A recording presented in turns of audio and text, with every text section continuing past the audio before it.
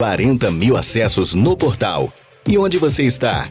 Dê voz e visibilidade ao seu negócio. Anuncie no combo Portal Utilitar mais rádio ponto e vírgula. A partir de R$ 138 mensais, seu negócio aparece. Fale com a gente. Mande uma mensagem para nosso WhatsApp. E sucesso! 21 99915 1380. Repetindo, 21 99915 1380. 2021 traz novidades em ponto e vírgula. Luciano Fiorani, Rafael Machado, Léo Fiorani, Thiago O'Reilly, Romário Soares e grande equipe vão transmitir o esporte em ponto e vírgula.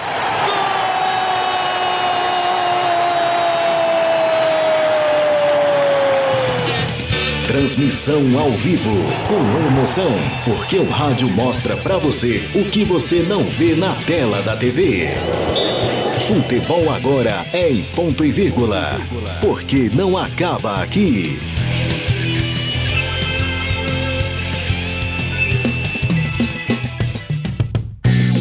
Questões condominiais que fazem parte do dia a dia do síndico. O desafio da gestão de condomínios. A Rádio Ponto e Vírgula apresenta Happy Hour do Síndico. Apresentação: Dil Melo, Rafa Machado e Romário Soares.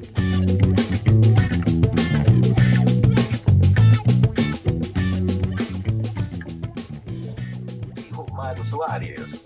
Olá, boa tarde nossos ouvintes, nossos espectadores aí que nos acompanham pelo YouTube. A gente está começando aqui mais um Happy Hour do Síndico, hoje com patrocínio aqui da Vodka Ousadia. Romário, hoje tem vodka aqui no nosso Happy Hour, hein? Um bom happy hour tem que ter um pouco de bebidinha, uma cerveja, no caso agora uma vodka ousadia, que beleza, hein, nos presenteando e patrocinando. Será que o nosso ouvinte vai ter oportunidade de tomar essa...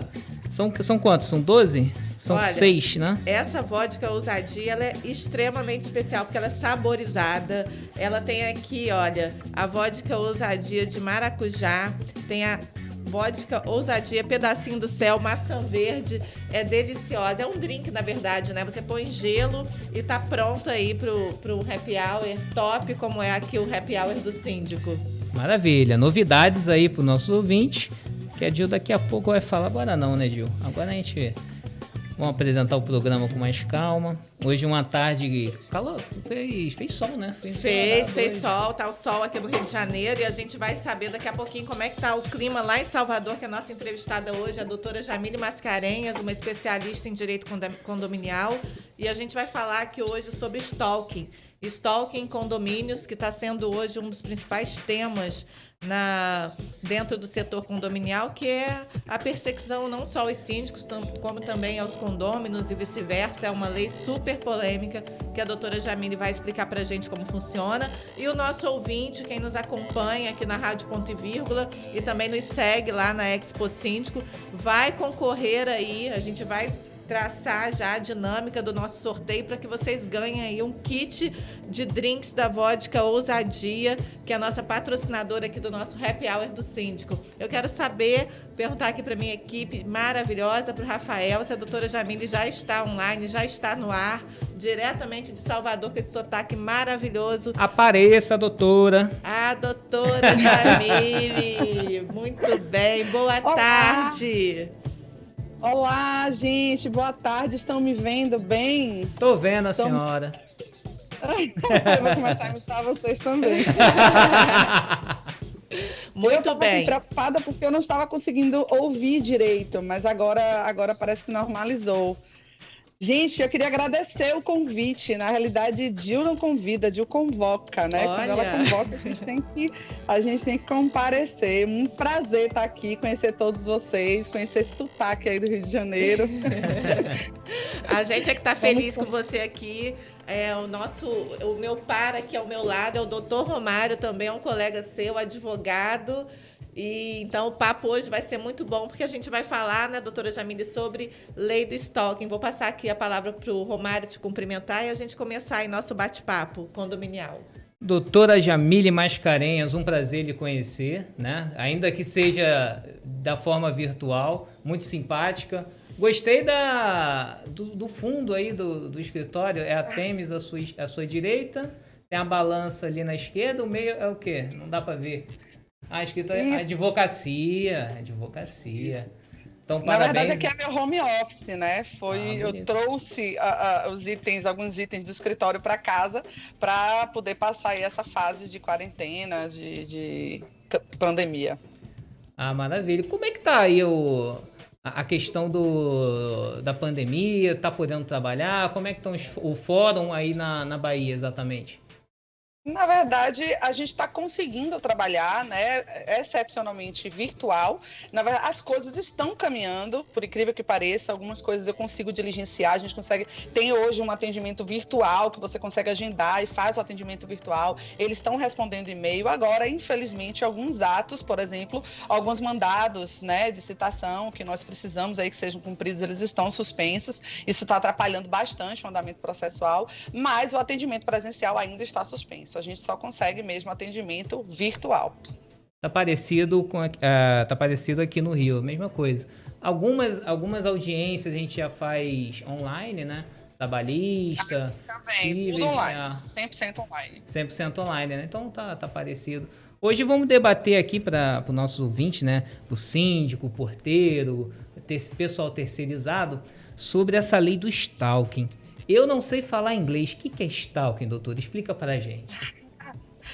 Pois é, então, na realidade essa lei do stalking, né, que veio aí com a lei 14.132 de 31 de março de 2021, que foi, na verdade, publicada em 1º de abril, ela trouxe uma inovação, né, um artigo, um 147A para o Código Penal, alterou o Código Penal, trazendo aí a previsão expressa do crime de perseguição. Na realidade, essa perseguição, a palavra stalking, ela quer dizer, vem do to stalk, que vem da palavra perseguir.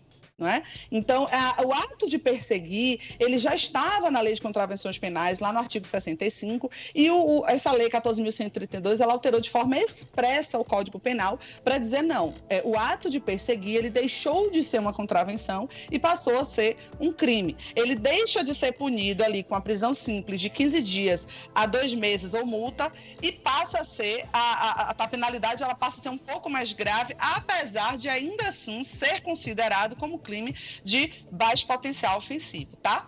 Então, só para fazer a leitura inicial do artigo, que é um artigo bem pequenininho, que foi inserido lá dentro do capítulo dos crimes contra a liberdade individual, junto com o constrangimento legal, ameaça, o crime de tráfico de pessoas, redução em condição análoga a escravo, trouxe ali a inclusão do artigo 147A, que diz o seguinte: perseguir alguém reiteradamente e por qualquer meio, ameaçando-lhe a integridade física ou psicológica, restringindo-lhe a capacidade de locomoção ou qualquer outra forma, invadindo ou perturbando sua esfera de liberdade ou privacidade. Crime será reclusão, e não detenção, reclusão, de 6 meses a 2 anos. Sendo que essa pena ainda pode ser agravada em alguns casos. Então, na realidade, a inovação foi deixou de ser contravenção e passou, o ato de perseguir, né, deixou de ser uma contravenção e passou a ser um crime, e trouxe ali uma característica específica que não tinha na contravenção, que era o fato reiterado. Então, na realidade, a gente entende, né, que houve aí uma certa falha do legislador, porque ele poderia ter deixado a contravenção para atos que não são reiterados e tornar crime aqueles fatos que são reiterados. Então, hoje, o fato de perseguir alguém, o que seria essa perseguição? É o fato de você constranger a liberdade de alguém, o direito de locomoção, e trazer ali uma ofensa à integridade física, à autodeterminação, perseguindo de forma obsessiva, contumaz.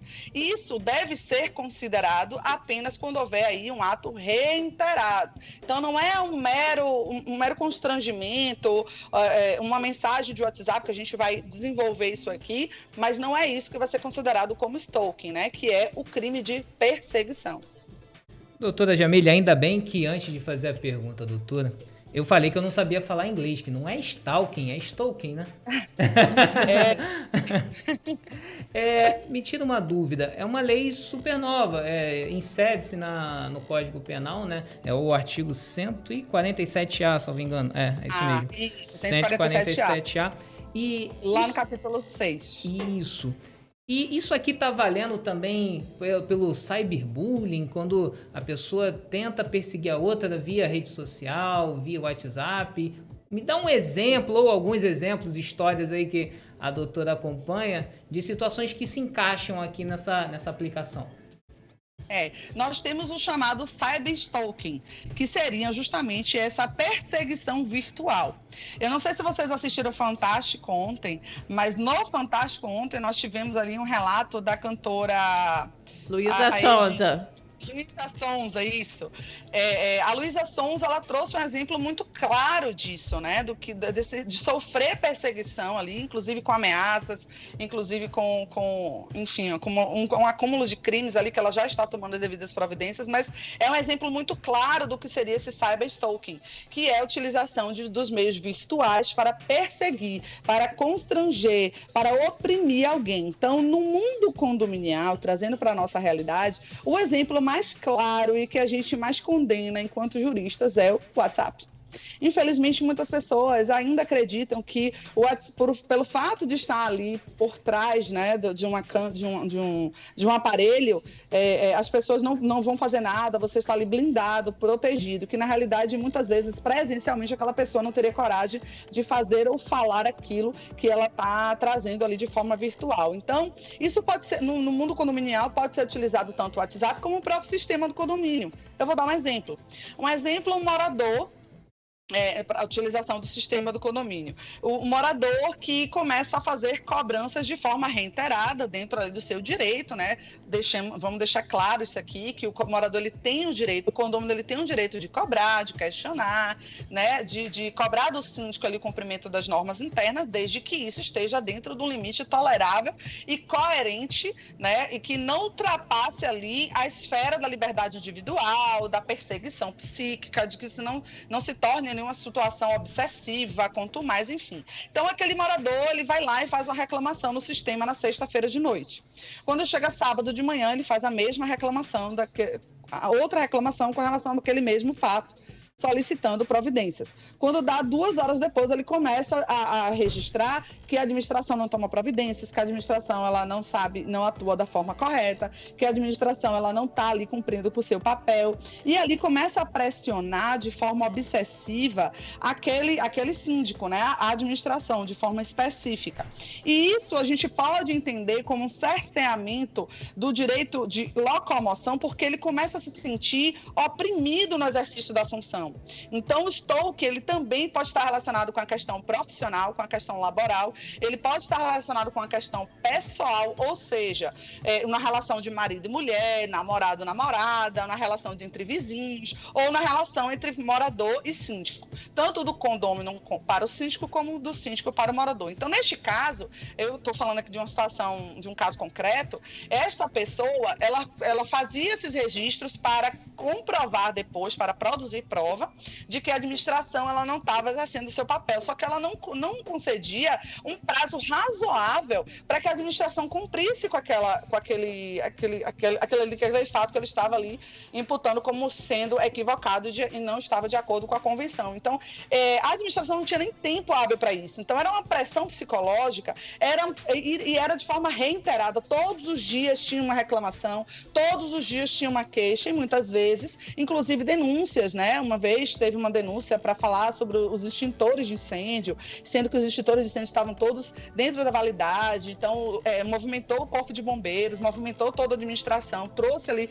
Então, assim, essa insistência de tentar demonstrar que a administração não está exercendo um bom papel, começou a deixar a síndica, na época, ela se tremia, ela tinha medo quando chegava no condomínio, ela começou a se sentir pânico, ela começou a ter problemas psicológicos, dizendo, eu não aguento mais essa pressão, eu não aguento mais, eu estou sofrendo e tudo, ao ponto dela renunciar. Então, esse foi um dos fatos. Eu tive também um outro fato que aconteceu agora na pandemia, antes da lei, né? Também, só que foi relacionado ao WhatsApp, né? E a gente tem que entender que a pena ela é aumentada quando ocorre com mais de uma pessoa, quando ocorre em face de um idoso ou em face de uma criança. Então, a gente tem que ter muito cuidado. E, neste caso, a pessoa, porque, assim, geralmente o stalking, a pessoa que comete o stalking, ela não faz isso sozinho. Dentro de uma seara condominial, ela busca aliados, né? Ela busca ali pessoas para que ela possa ali ter os subsídios necessários para alcançar o fim que ela deseja. E, geralmente, né, em regra, não há uma regra, mas geralmente dentro do condomínio é para destituir o síndico, para retirar o síndico daquele cargo, né? Então, ela começa ali a semear a plantinha da discórdia, a mandar mensagem no WhatsApp, a dizer que a administração está fazendo isso, que a administração está fazendo aquilo. E quando o síndico ele está dentro daquele grupo do WhatsApp e ele não sabe ali administrar muito bem aquelas informações de uma forma correta, ele acaba ali absorvendo aquela situação e isso transfere para a esfera psicológica dele um medo, um receio, uma angústia, que pode ali configurar um assédio moral. Né? A gente pode sair da seara crime para a seara cível, a gente pode, inclusive, acumular, né, os crimes, né? Inclusive, pode haver imputação de outro crime, pode haver uma calúnia nesse processo aí de perseguição, como foi o caso. Então, a gente tem vários exemplos, infelizmente, na seara condominial, isso é muito comum, assim como também é comum o inverso, o síndico perseguir um morador.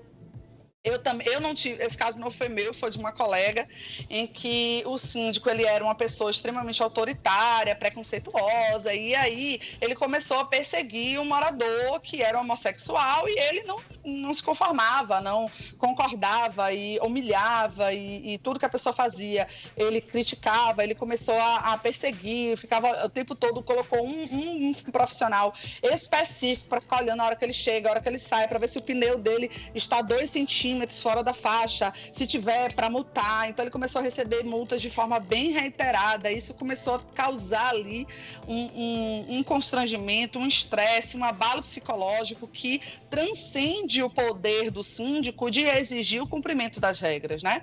Então a gente tem que pensar que há uma linha muito tênue entre a razoabilidade, né, e o crime do stalking. A gente precisa entender que os síndicos, tanto o síndico quanto os condôminos, ele tem os seus direitos ali previstos tanto nas normas internas quanto no Código Civil, e ele tem meios para exercer o seu direito, que não esses meios que acabam aí ultrapassando a esfera legal. Eu estou aqui te ouvindo e estou pensando como que essa lei pode favorecer tanto ao síndico quanto ao condômino, porque é muito comum, principalmente em época de eleição, né, dentro dos condomínios, essa perseguição, né, a quem está no poder pela chapa que quer assumir. E quando você falou aí desse exemplo do condômino que faz uma queixa às 4 da tarde, 8 da noite ele cobra, meia-noite ele volta a falar, no dia seguinte ele cobra que ainda não teve solução, e isso de fato gera uma questão psicológica muito forte, porque quem está acompanhando aquele grupo no WhatsApp, muitas vezes acaba de chegar, né? E pega ali a última mensagem e pode até virar ali um grande conluio contra esse síndico, né? Contra essa síndica. Eu, particularmente, fico imaginando se existe um parâmetro para você definir o que é um perseguidor, né? Separar, na verdade, o que é um perseguidor do que é um condômino exigente ou um condômino impaciente. Eu fico muito comparando isso a essas empresas de cobrança, né? Essas empresas de telefonia. Eu também poderia processar, claro, ou a TIM, que ficam me perseguindo para eu trocar minha linha, me ligam 10, 15 vezes por dia. Como que é isso, doutora? Na prática, assim, a gente tem Olha, a partir de tantas abordagens já caracteriza um perseguidor, ou é uma coisa muito mais subjetiva, né, da consequência disso? É altamente subjetivo, altamente subjetivo.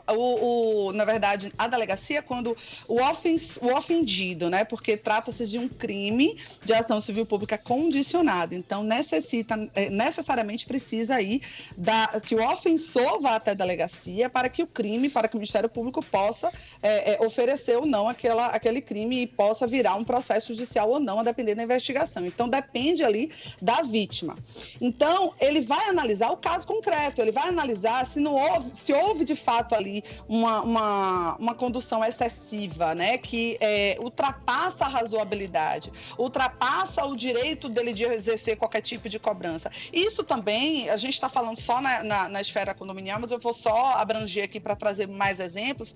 Nós temos, inclusive, situações de marido e mulher em que há aí uma perseguição no trabalho, a pessoa começa a perseguir a outra no ambiente de trabalho, começa a realizar ligações telefônicas de forma inconveniente, reiterada, começa a perseguir a vítima na sua residência, e isso começa a cercear o seu direito de locomoção. Então, quando a TIM, é claro, eles estão te ligando ali de forma reiterada, isso não chega a ser um crime de stalking, porque eles não estão cerceando o seu direito de ir e vir, não estão ali atingindo de forma geral, né? Obviamente, pode ser que, a depender do caso, da circunstância, da quantidade de ligações, possa ofender a ponto de você se sentir constrangida e não conseguir utilizar o seu aparelho, não conseguir trabalhar, não conseguir fazer uma reunião, porque as ligações estão insistentes a ponto de você não conseguir estar exercendo ali a sua profissão da maneira correta. Mas trazendo para a seara condominial, a gente precisa analisar caso a caso. É por isso que em algumas lives, em alguns bate-papo que eu vi, a maior dúvida dos interlocutores era o seguinte: quando que eu vou saber que aquela cobrança no WhatsApp, ou aquela cobrança chata com aquele funcionário ali do condomínio, quando que eu vou saber que aquilo ali é um stalking? Quando que eu vou saber que aquilo ali é uma perseguição?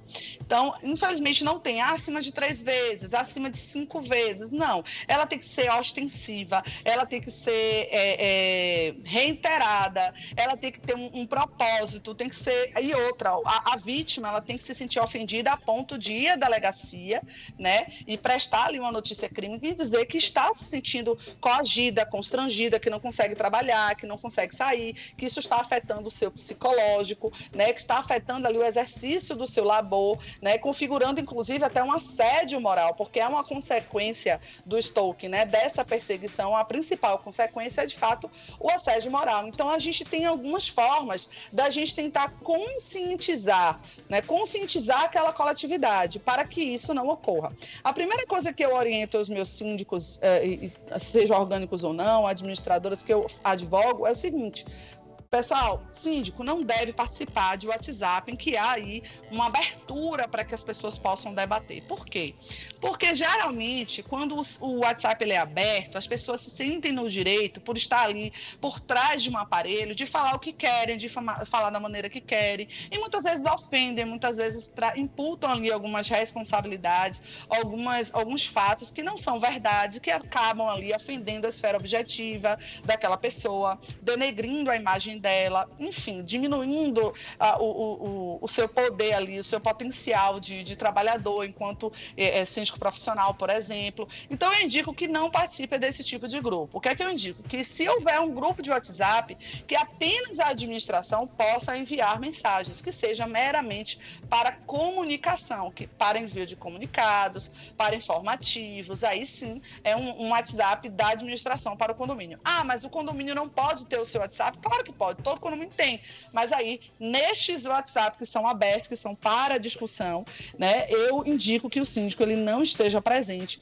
para que ele não possa ali estar sofrendo de forma direta aquelas ofensas, e isso não possa atrapalhar e ofender a sua esfera íntima, o seu psicológico. Então, o que é que o síndico pode fazer para evitar esse tipo de situação?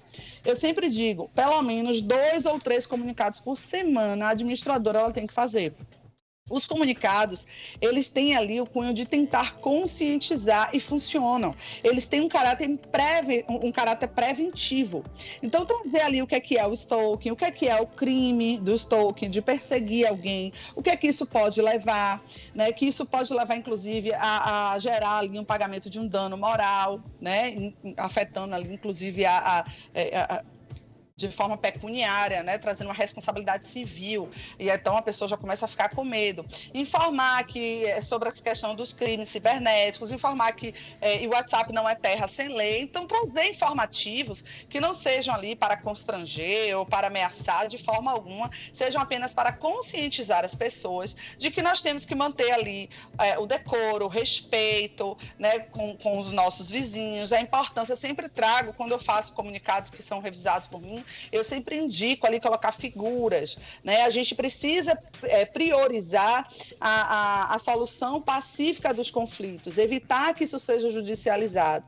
Então, sabendo de uma situação dessa, o que é que o síndico pode fazer? O síndico pode mediar a situação, o síndico pode chamar as partes, se houver aí um stalking entre vizinhos, se houver aí ameaças reiteradas, chamar as partes, tentar conversar, tentar conscientizar e se for relacionado aos funcionários, treinar os funcionários para que eles possam remeter a situação para o síndico, não responder, não entrar em embate com os moradores, né? Trazer a situação primeiro para a administração, porque infelizmente temos casos de funcionários que acabam entrando em discussões e aí a situação só faz inflamar cada dia mais. Então, doutora Jamile, o síndico, tem um ponto que a doutora tocou que eu achei muito importante.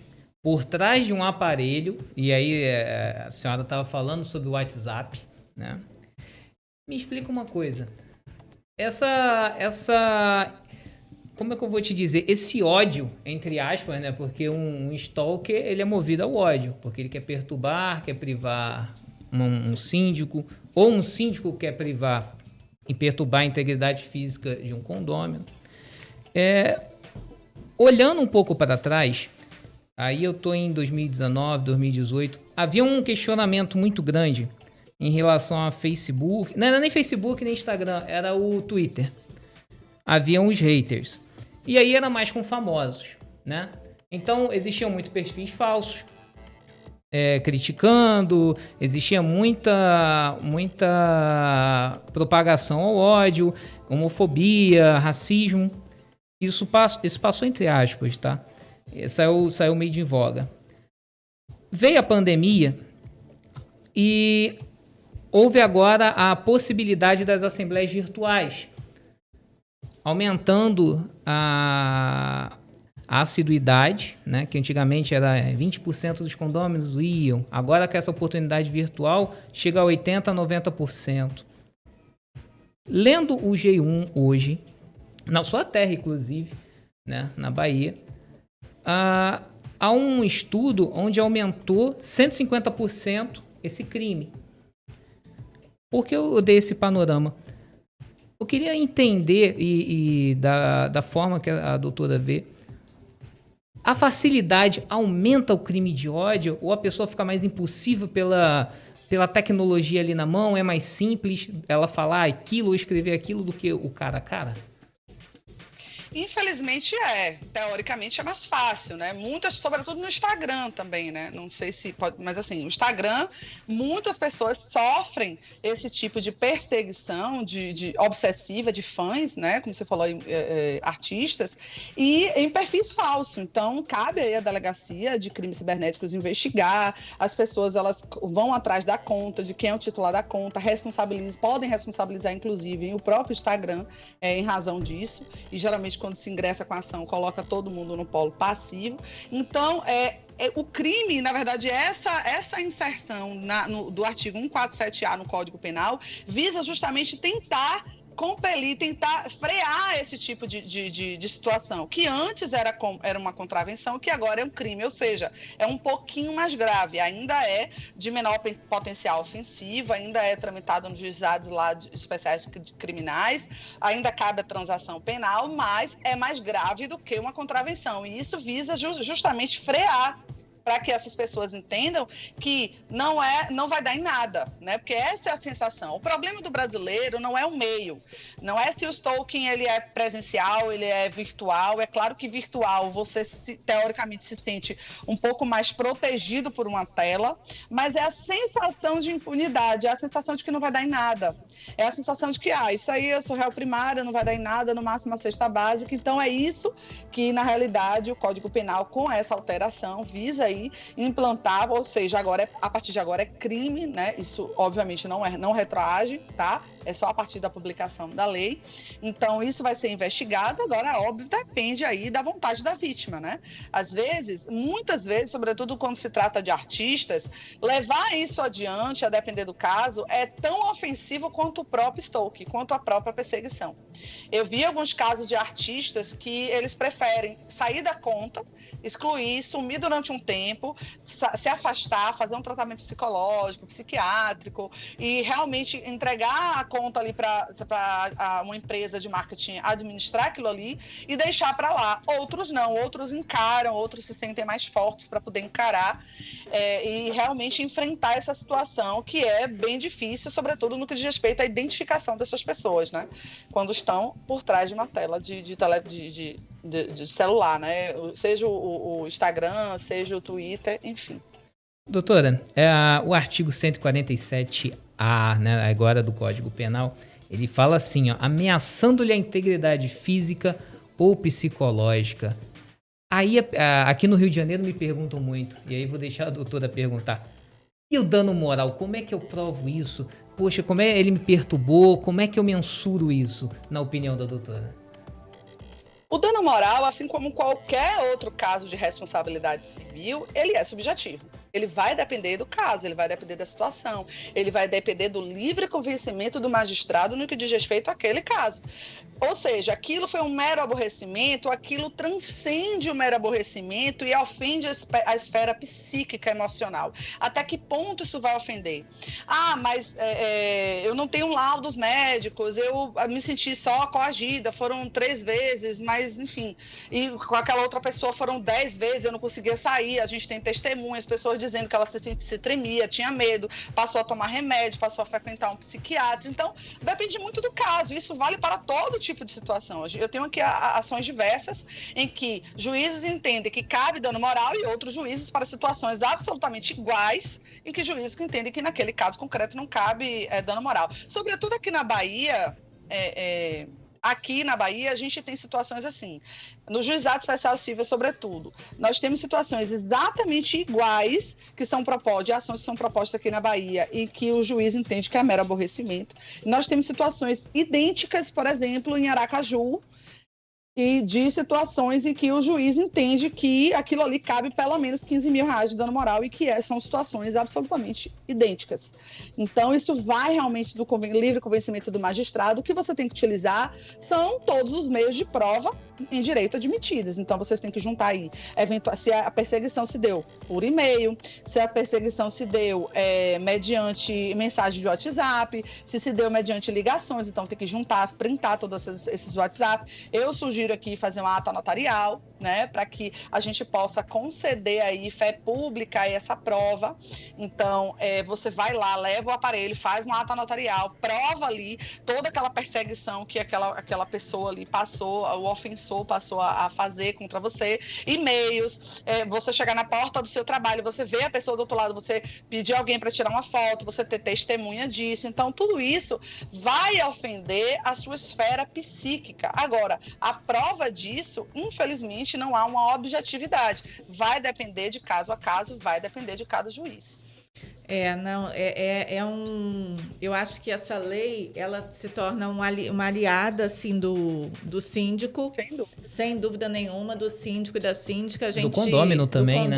Do condômino também. E entre os condôminos, né? Porque a gente sabe que existe questões também entre vizinhos, né? Nos condomínios, e tem demais isso. E essa questão do síndico, que é o nosso foco aqui, a gente sabe que o síndico, ele sempre está num lugar ali de cruz, né? Num lugar de julgamento. E ter uma ferramenta onde ele consegue se defender. E aí eu acho que essas dicas que a doutora está deixando aqui para a gente hoje são muito importantes para o síndico. A gente está quase finalizando aqui, né, Romário? Nosso programa, que vai até às 17h50. Eu quero pedir para a doutora Jamile, agora nesses últimos minutos, deixar para a gente assim, 3 dicas, 3 ou 4, enfim, que seria assim, a Bíblia do síndico para ele detectar um stalker, para ele se defender disso. A senhora já falou aí em relação a pauta notorial. Ata notarial. Ata notarial. O que é ata notarial, hein? Ata notarial é um ato que é produzido pelo cartório de tabelionato de notas, em que ele vai certificar acerca de um determinado fato. Ou seja, eu tenho uma situação ali, eu quero produzir, conceder ali segurança jurídica para aquela prova, né? Então eu vou até o cartório, digo, olha, eu quero fazer uma ata notarial para que você constate esse fato. E aí esse documento que será produzido, que é uma ata notarial, ele tem fé pública. Então eu vou dar aqui um exemplo que eu uso muito, vícios construtivos. Eu tenho uma situação de vícios construtivos, eu faço ali uma ata notarial daquela situação. Muitas vezes a pessoa não tem condição de fazer um laudo com um engenheiro, às vezes fica muito mais caro. Então a gente já fez aqui, por exemplo, de infiltração, uma situação emergencial. Então, obviamente, cada estado vai ter aí o seu valor, tá? Aqui em Salvador, se não me engano, tá 300 e pouco cada página, algo desse tipo. Então a cada 5 páginas. Então a gente fez essa ata notarial, então foi lá o oficial no apartamento, constatou a situação dos móveis dela, inclusive, o inchaço dos armários, os pisos, enfim, ele relatou tudo aquilo na ata. Depois de mais ou menos uns 5 dias, essa ata ficou pronta, a gente foi lá e juntou no processo judicial para que ela pudesse resolver a questão ali, consertar os seus móveis e o processo seguir de forma tranquila. Isso a gente pode fazer, inclusive, com as conversas de WhatsApp, para que possa conceder maior segurança jurídica, porque você sabe que aquelas conversas, elas podem ser apagadas, podem ser manipuladas, então para trazer aí uma segurança jurídica maior. Mas com relação ao stalking, só para finalizar, a minha dica principal que eu dou aos síndicos é ficar atento, sobretudo com os seus funcionários, porque muitas vezes os funcionários estão sofrendo ali assédio moral dos moradores, ou e vice-versa. A gente tem um funcionário que está ali assediando, né? Seja assédio moral, seja assédio sexual, enfim, seja qualquer tipo de assédio, ou mesmo perseguindo. A gente já teve casos de um funcionário, um porteiro que se apaixonou por uma moradora e começou a persegui-la. Começou a, de fato, mandar cartinhas e perseguir ela no trabalho, conseguir o telefone dela, ligar para ela. Então, o síndico, ele precisa estar atento. O síndico também, ele precisa ter noção, né? Ele precisa agir com razoabilidade e proporcionalidade no que diz respeito ao cumprimento dos seus deveres que estão lá previstos no Código Civil, no 1348. Então, ele tem que ter consciência dos seus atos, dos seus deveres e praticá-los sem exacerbar ali o seu dever. Então, não agir de forma autoritária, não ficar perseguindo os moradores, os condôminos e vice-versa. Tomar cuidado com essas conversas de WhatsApp, tomar cuidado com os e-mails que são trocados, que são encaminhados, a forma como é feita a cobrança dos moradores inadimplentes também. A gente precisa tomar cuidado, não pode estar ali enviando carta de cobrança e notificação a cada 2 horas o tempo inteiro, mandando mensagem, mandando WhatsApp, ligando. Isso chega a ser ofensivo e ostensivo. Então, a razoabilidade e a proporcionalidade nos atos, elas são necessárias para que a gente possa evitar ali o crime de perseguição de stalking. E a fiscalização do síndico, do gestor, ele precisa estar atento a tudo que está acontecendo, inclusive no que diz respeito a condômino com outros condôminos. A gente precisa que o síndico esteja ali ciente, né, atuando em todas as esferas para que a gente tenha ali, possa implantar naquela coletividade a cultura da paz. A cultura da paz. Doutora Jamile, teve alguma pergunta que a gente deixou de fazer que a doutora falou, eu queria responder isso? Não, acho que a gente já falou bastante coisa. Uma coisa que eu poderia falar aqui é o seguinte: a gente pode incluir no próprio regimento interno, prever ali que o ato de perseguir alguém pode configurar numa infração administrativa. Ou seja, a gente pode definir ali no próprio regimento que alguns atos de perseguição, como cobranças de forma exacerbada, de forma reiterada, excessiva, ostensiva, que venha a impedir ou a ofender a integridade física e psíquica e o direito de locomoção do outro, ele pode vir a considerar como uma infração administrativa. E isso não obsta, não impede ali um processo judicial, não impede ali a configuração de um crime. Mas a gente pode também trazer isso para as normas internas como mais um dever do condômino e também mais um dever do síndico, né, do gestor e dos seus funcionários, que também têm o dever de respeitar os moradores. Então, é uma linha de respeito que é recíproca, né, entre todos aqueles que compõem aquela coletividade. Vale lembrar também que o stalking, ele também pode ser cometido por terceiros, né, um ex-marido, uma ex-mulher. Eu tive também um caso recente, vou falar bem rápido, este ano, de uma situação dessa, de uma pessoa que na realidade não foi ex-marido, ex-mulher, mas foi uma pessoa que dizia que aquele morador, aquele condomínio estava lhe devendo dinheiro e ele ia todos os dias na porta do condomínio, ele quebrava a garrafa na porta do condomínio, até o momento que ele começou a deixar cartas ameaçando, dizendo que ia tocar fogo no condomínio. Isso aconteceu comigo, num condomínio que eu advogo. Isso durou durante bastante tempo e a gente começou a pressionar o morador para que ele tomasse ali as devidas providências, até que essa carta de ameaça chegou e aí realmente colocou a coletividade toda em risco e nós mesmos fomos até uma delegacia e, enfim, a situação, graças a Deus, ela se resolveu da melhor forma possível. Até então, o morador ele não estava levando a sério, estava, deixa, ele é só um chato, porque ainda tem isso, né? As pessoas às vezes não levam a sério até o crime, um crime mais grave acontecer. Então, a gente precisa estar atento, o síndico ele precisa estar sempre atento às situações que ocorrem no condomínio para evitar que crimes mais graves aconteçam. Ótimo, ótimo, doutora. Tá respondido, doutor Romário? Eu tô cheio de doutor aqui hoje nesse estúdio, meu Deus. Quando tem um advogado, eu deixo ele falar, eu só pergunto e tento não dar o advoguês, né, doutora?